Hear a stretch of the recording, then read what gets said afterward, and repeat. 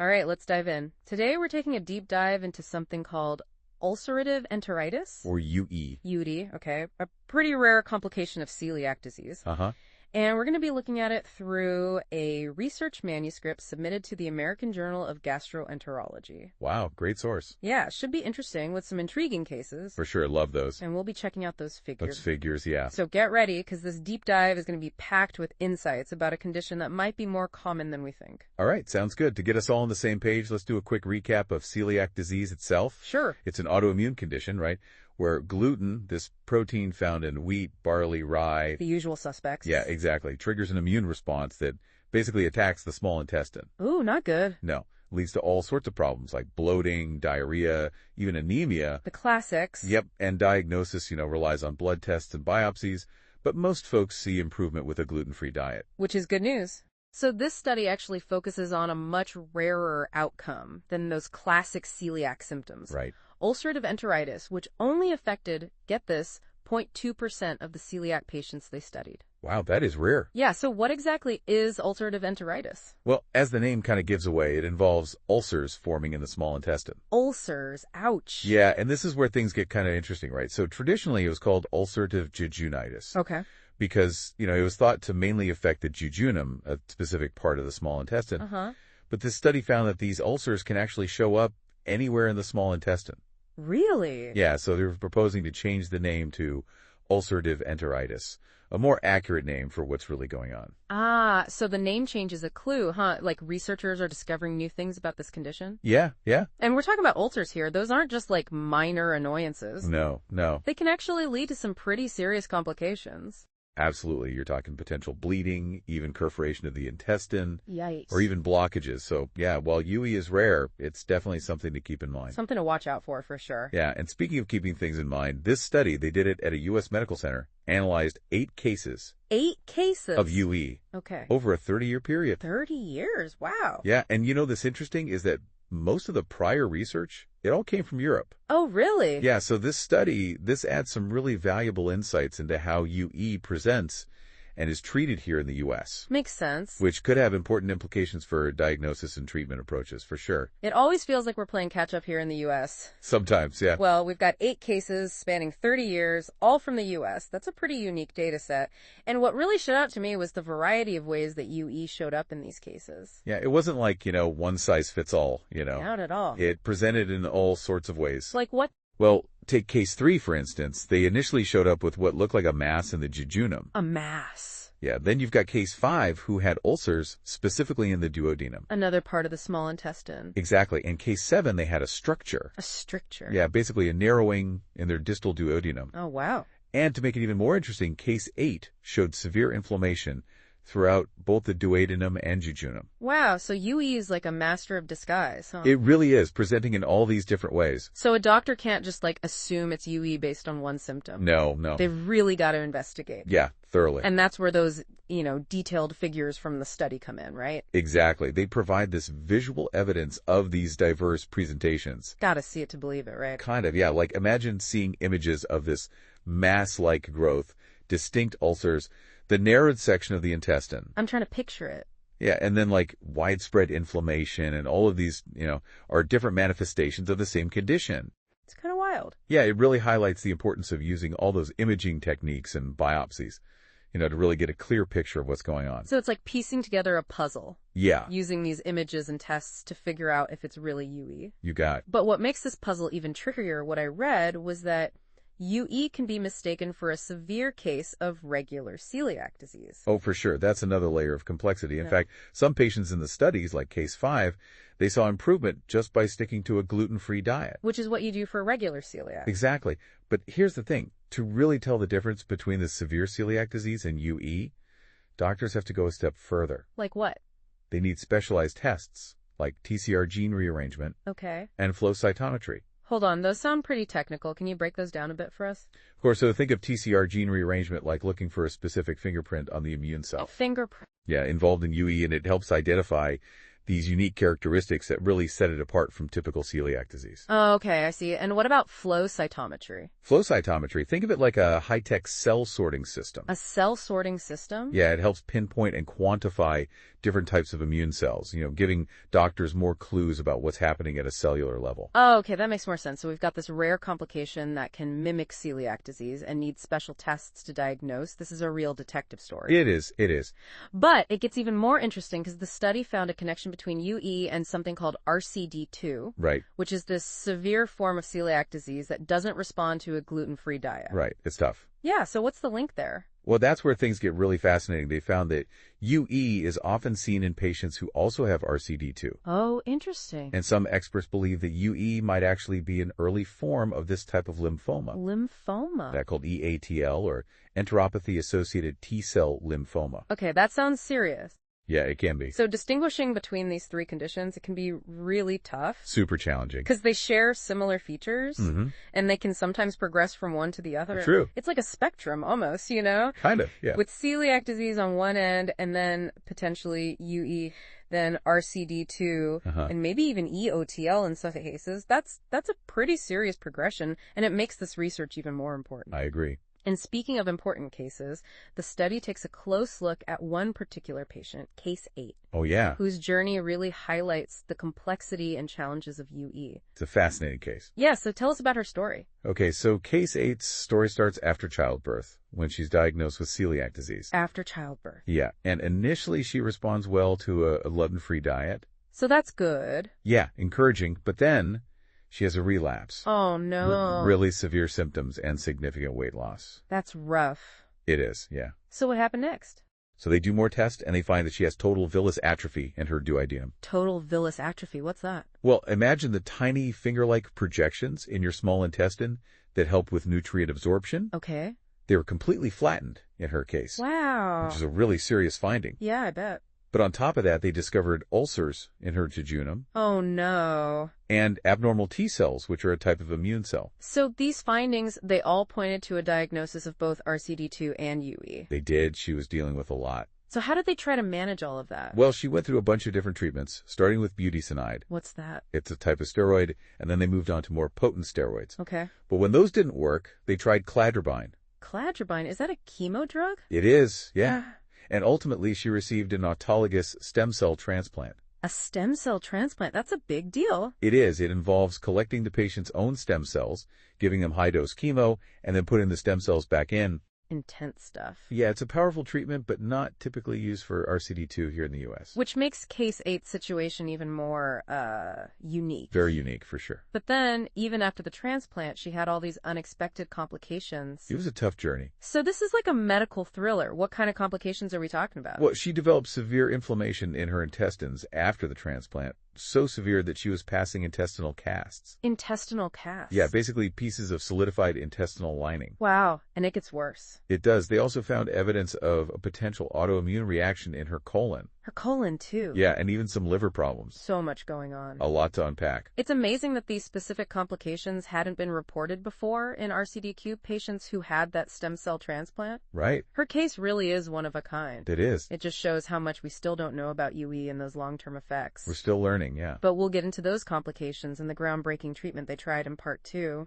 Looking forward to it. You won't want to miss it. For sure. So before we went to, commercial break, we were talking about ulcerative enteritis and heard that story of Case 8, a patient who had that stem cell transplant and then, faced all those unexpected complications. Yeah, complications so unexpected that they hadn't been seen before in similar cases. It's true. Really shows how much we're still learning. So let's back up a sec. What exactly were those complications and how did they try to deal with them? Right. So remember, Case 8 had that really severe inflammation in her intestines after the transplant. It was so bad she was passing intestinal casts. And shedding parts of her intestinal lining, right? Basically, yeah. And there's more. They also found evidence of a possible autoimmune reaction in her colon.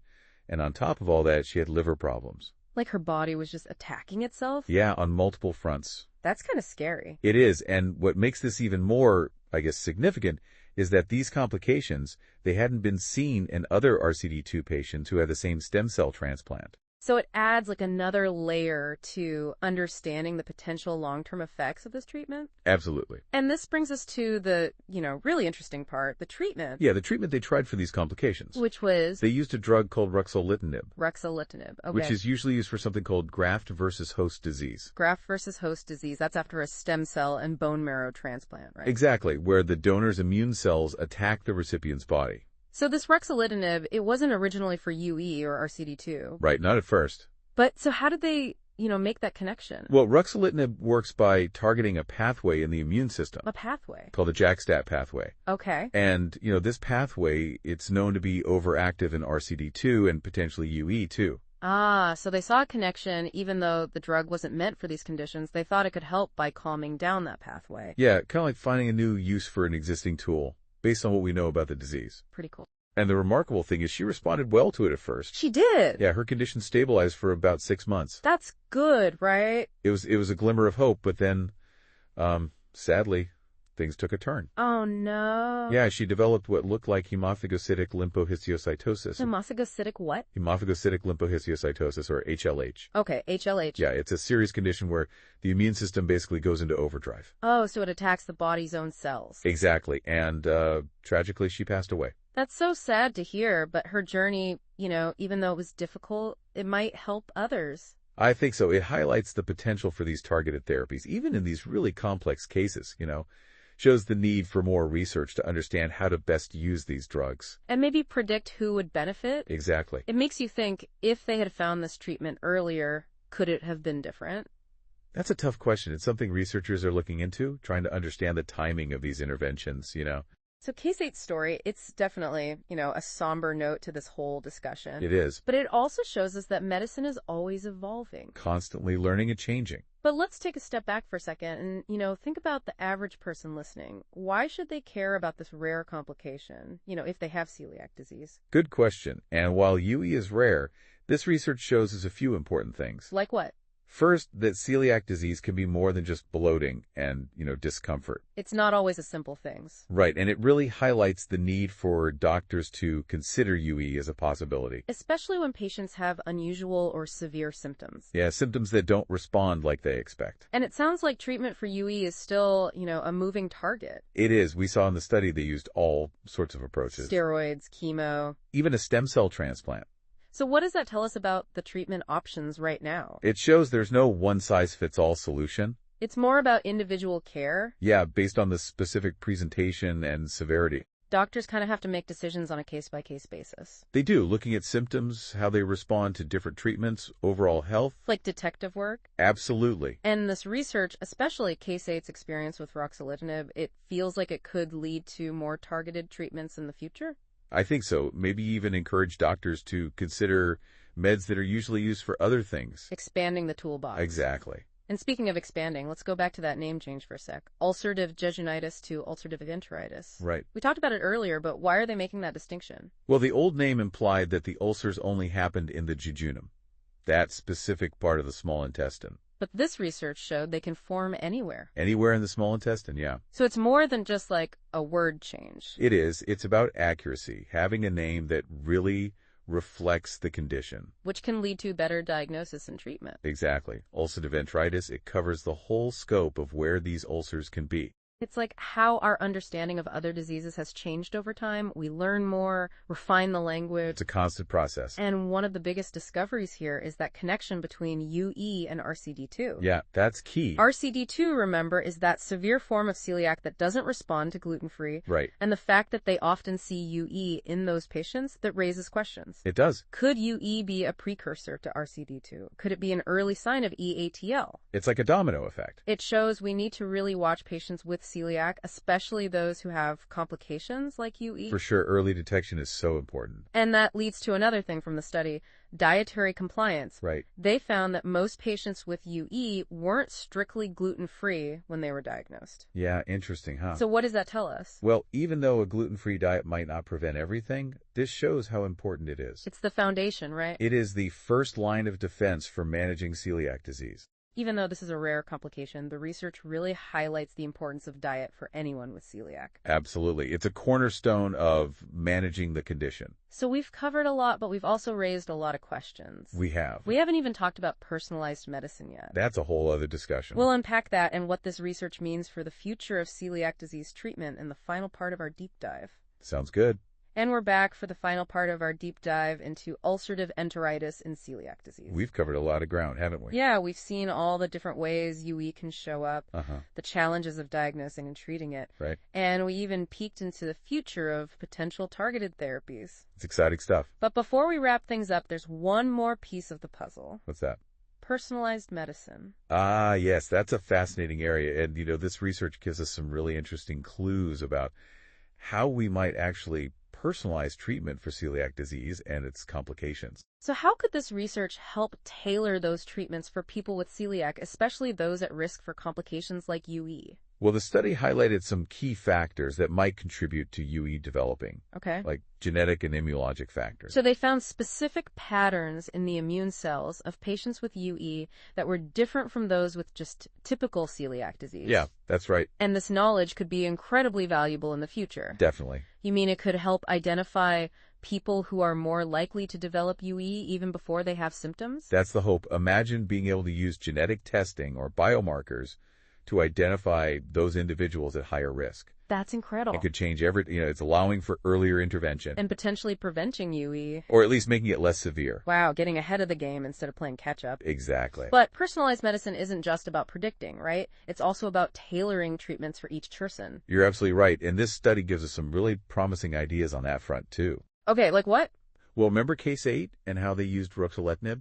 Yeah, the drug that was originally for a different condition? Right, and they used it to target that specific pathway in the immune system. The JAVSTAT pathway, right? Yeah, which was overactive in her case. And that's a perfect example of how personalized medicine could evolve. It is. By understanding those specific mechanisms that are driving a disease, doctors could pick drugs that target those pathways, even if those drugs were initially developed for other conditions. So it's about thinking outside the box. Absolutely, using existing tools in new ways. And this study, even though it's about this rare complication, it seems like this kind of targeted approach could have, bigger implications for treating celiac disease in general. I agree. It opens up a whole new area for research, focusing on finding other drug targets and developing therapies that actually address the underlying mechanisms of these conditions. It's not just managing symptoms anymore. It's about going deeper. Exactly. Truly personalized treatments that get to the root of the problem.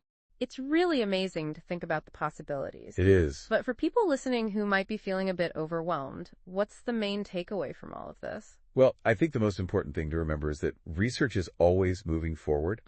It's constantly advancing our understanding of celiac disease and all of its complications. And this study, even though it's about a rare outcome, it still has those broader implications for the future of celiac disease. Absolutely. For diagnosis, treatment, and personalized medicine. It's a reminder that even with these really complex conditions, there's hope for better outcomes through research. That's right. And for anyone out there who's dealing with celiac disease, know that you're not alone. There's a whole community of people who are dedicated to improving the lives of those living with this condition. Researchers, doctors, advocates. Everyone working together. So stay informed, stay engaged, and keep advocating for your health. Well said.